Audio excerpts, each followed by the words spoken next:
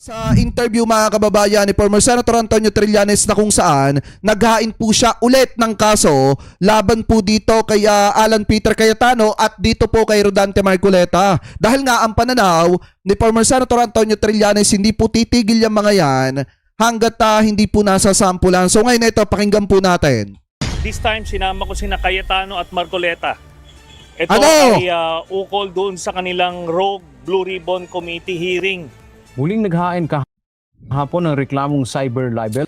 Tandaan nyo mga kababayan ha, kapag legal yung isinagawang hearing ni na Alan Peter Cayetano at Marcoleta sa Blue Ribbon mo mga kababayan at naando doon yung mga staff ng Blue Ribbon Committee, hindi po sila pwedeng kasuhan habang isinasagawa yung mga pagdinig at mga pagtatanong po nila. Pero dahil nga illegal, yung ginawa nilang pagdinig ng mga nakaraang araw mga kababayan, talagang eto na yung naging resulta.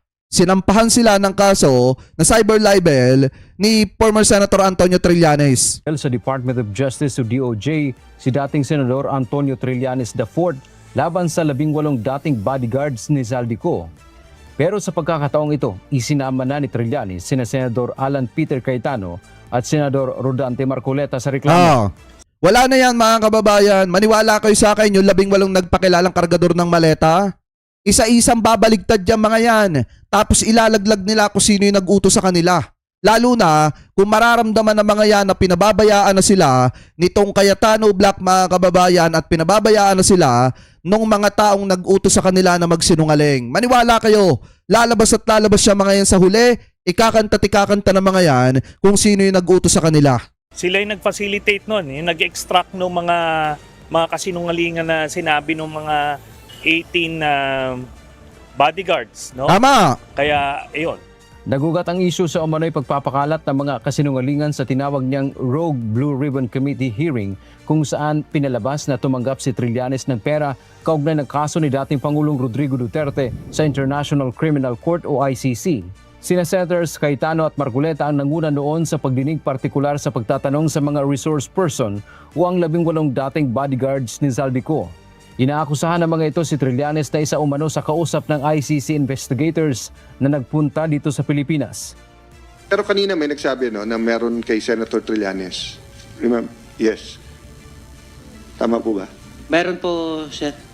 Bali, Go ahead ako, po. Go ahead ako po, sir. Nakapag-deliver po ako kay Senator Trillanes sa 86. Yan. Eto kawawa to mga kababayan. Lalo na at paulit-ulit yung pagsasampa ng demanda ni former Senator Antonio Trillanes. Marami po talagang kakaharapin na kaso itong 18 kargador ng maleta. Di ba may mga lumalabas nga na balita na inilaglag na ng Cayetano Black itong 18 kargador ng maleta. Ano po at parang ang dating pinabayaan na. May mga lumalabas din na balita mga kababayan na kung saan tapos na ang kontrata nitong 18 nagpakilalang kargador ng maleta at pumaldo na. Ito pong taong may hawak sa kanila, which is mga kababayan, ito pong si Atty. Baligod. Kaya kung mapapansin nyo, hindi nagaano lumalabas itong mga ito para magsalita eh. Di po ba? Kasi nga mga kababayan, ang ending nito, hahayaan na itong mga ito at pababayaan na itong mga ito na talagang harapin yung mga isinasampang kaso ng iba't ibang taong pinagbintangan nila para lamang po idiin yung mga tao na yon. Ngayon, etong mga ito, maliwanag mga kababayan, na sa huli, kakain to ng maraming demanda. Security Ojeda sa 86 Security Ojeda Street sa Quezon City. Kumbaga, ano na Magdalo yun? Headquarters po ng Magdalo yun, sir. Anong dala mo ulit nun? Yung una ko pong dineliver doon, paper bag na malaki, siguro nasa 5 to 10 m yung laman nung... Ako rin po mismo yung nagbuhat noon. Sa nasabing pagdinig, binatikos ni Senator Marcoleta ang pagtulong at panunuhol umano sa ICC investigators. Dinalampan nyo ng pera, pinakain dito, nilagay sa magagandang hotel. Si kayo pang kumuha ng makakausap nila na testigo laban sa dating Pangulo. Ayon kay Trillanes, walang katotohanan ang mga paratang na ito. Binigyang din ito na walang parliamentary immunity sina Cayetano at Marcoleta. Tama, kasi illegal eh. Illegal yung ano nila, yung hearing nila mga kababayan. Walang secretariat ng Blue Ribbon Committee. Tapos kung titingnan nyo mga kababayan, sablay pa yung mga pinagagagawa nila sa mga hearing nila na ito. Ito yung mga panahon mga kababayan na napasugod dyan sa Senado, itong si Congressman Alvarez. At nung pumunta nga dyan, itong si Alvarez, mga kababayan, biglang tumayo itong si Marcoleta. Kaya nga kung mapapansin po ninyo, pahiya sila ng matindi dito po sa hearing na ito. Ang masaklap, yung mga taong inakusahan po nila, unti-unting nagdidemanda laban po sa kanila. Nang gawin ang nasabing hearing dahil wala silang otoridad at napalitan na sila sa nasabing komite bago pa man ang pagdinig. Muli, inulit nila yung mga kasinungalingan na sinabi nila na nagbigay sila ng mali-maliatang pera sa akin para daw sa ICC. Yan. Hindi po totoo yun. Dagdag pa niya, bawat okasyon na uulitin ng mga mambabatas at ng mga bodyguards ang mga maling akusasyon ay ituturing niyang hiwalay na count ng cyber libel. Nakaw! Sa ngayon, wala pang reaksyon ang dalawang mambabatas hinggil sa reklamong inihain ni Trillanes. Dante Amento, humahataw sa balita ngayon. Kaya nga mga kababayan, kawawa itong mga to sa huli. Maniwala kayo sa akin. Di ba, pati nga sina damay dito eh. Pati sina Marcoleta, sina Alan Peter Cayetano, baka nga si Defensor, damay din sa isinampang reklamo ni former Senator Antonio Trillanes. Kasi, mga kababayan, kanina biglang sumulpot itong si Mike Defensor. Sabi nga dito mga kababayan, basahin po natin.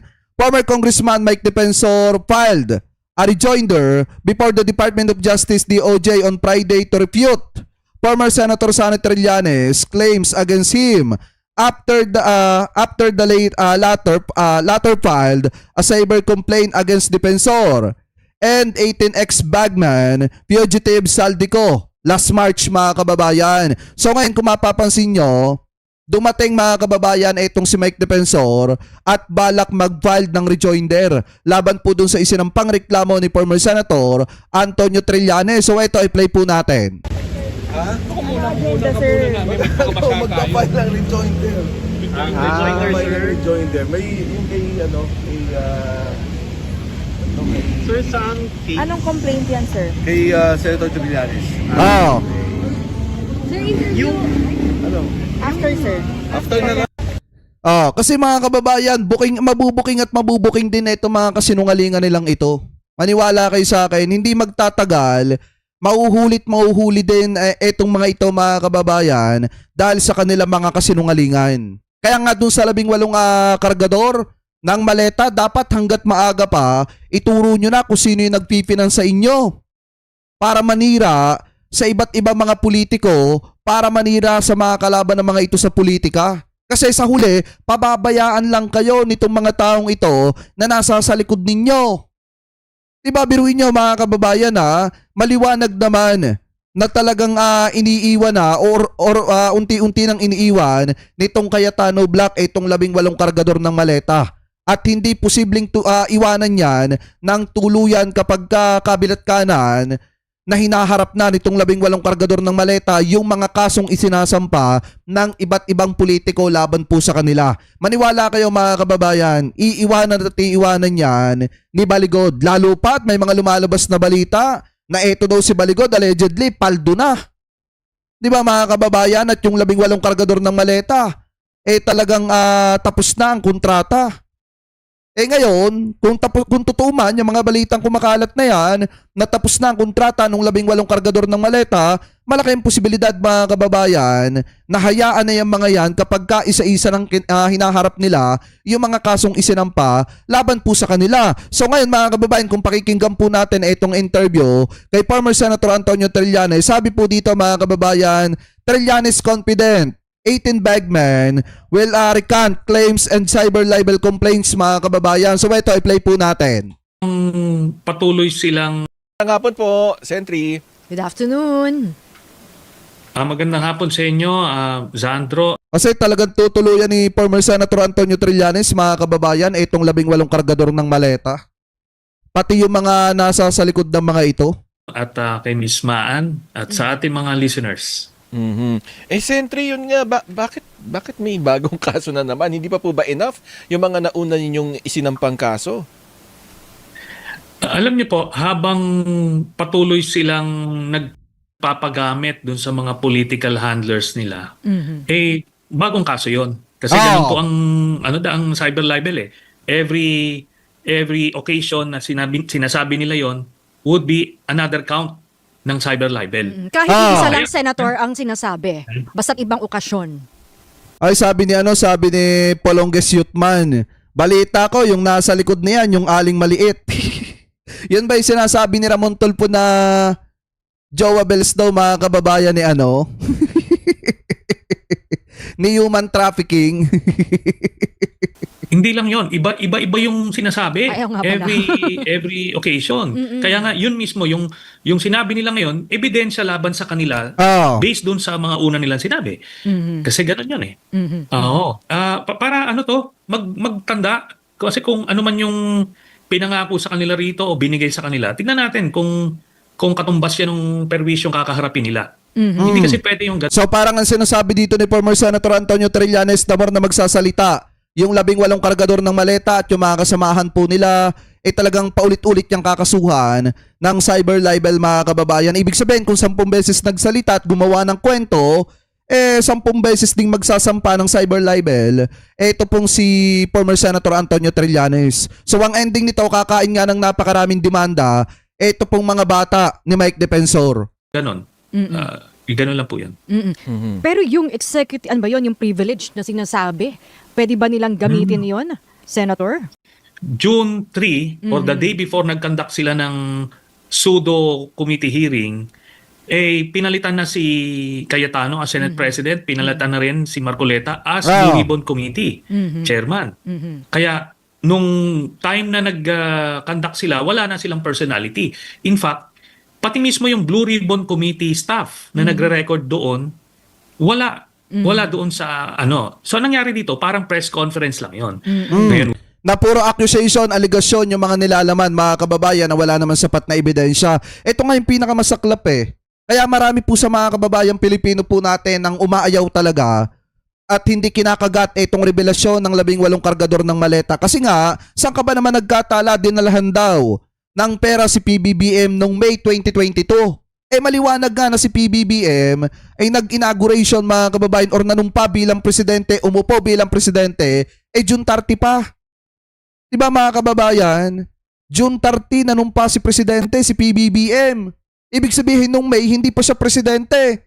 So paano siya tatanggap ng mali-maletang pera? Kaya nga dyan pa lang, mga kababayan, kita nyo na agad ang kasinungalingan eh. Paano maniniwala ang taong bayan yan? with that, strip sila ng parliamentary immunity nila.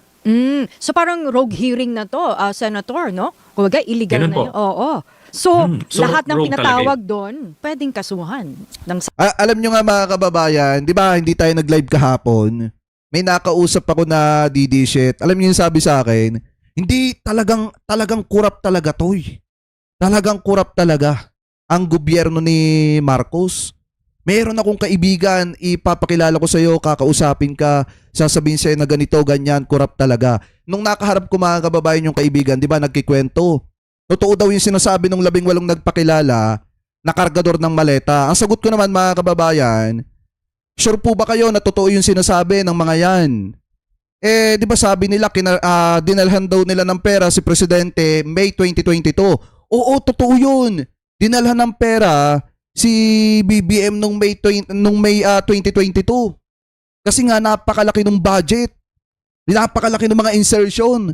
Yun yung sinasabi, mga kababayan. Sabi ko, diyan po kayo nagkakamali. Si PBBM nanumpa bilang presidente noong June 30, 2022. Doon pa lang siya nanumpa ng pagka-presidente. Paano tatanggap ng pera si PBBM na mali-maletang pera noong May 2022? Hindi pa siya presidente noon. Alam nyo, mga kababayan, sa hiya nung tao na nagkiwento sa akin at nag-repair pa ng isang tao, umalis na lang, mga kababayan, sa usapan. Kasi napahiya eh. Sabi ko nga, i-google pa. Nung i-google, nakita nila, nag-inauguration si PBBM June 30, 2022. Doon pa lang sablay na. Kaya mahirap talagang paniwalaan yan eh. Mahirap talagang paniwalaan itong mga revelasyong ito. Kasi nga doon pa lang sa aligasyon nila kay Presidente, talagang pilit pa nila. Kaya nga sablay ng matindi. Anyway, tuloy pa natin. cyber libel. Yes. Oo. Opo, gano'n na nga po yun. Senador Oo. man o hindi. Yes.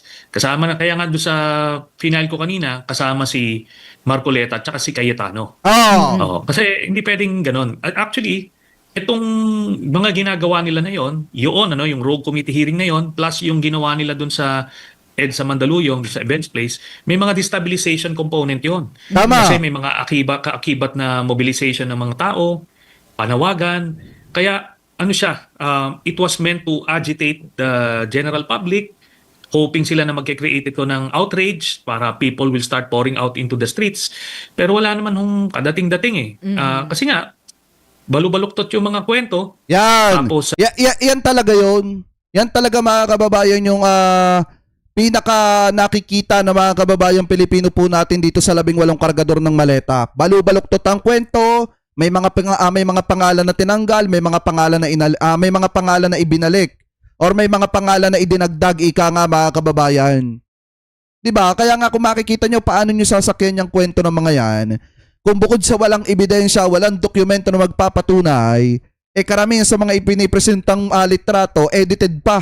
Tapos ang masakla pa dito, madali pang soplakin kasi nga mga kababayan, yung mga pinagbibintangan nila na mga politiko naglalabas ng resibo na nagsisinungaling talaga itong 18 kargador ng maleta. So paano tayo maniniwala na totoo itong sinasabi nitong 18 kargador ng maleta?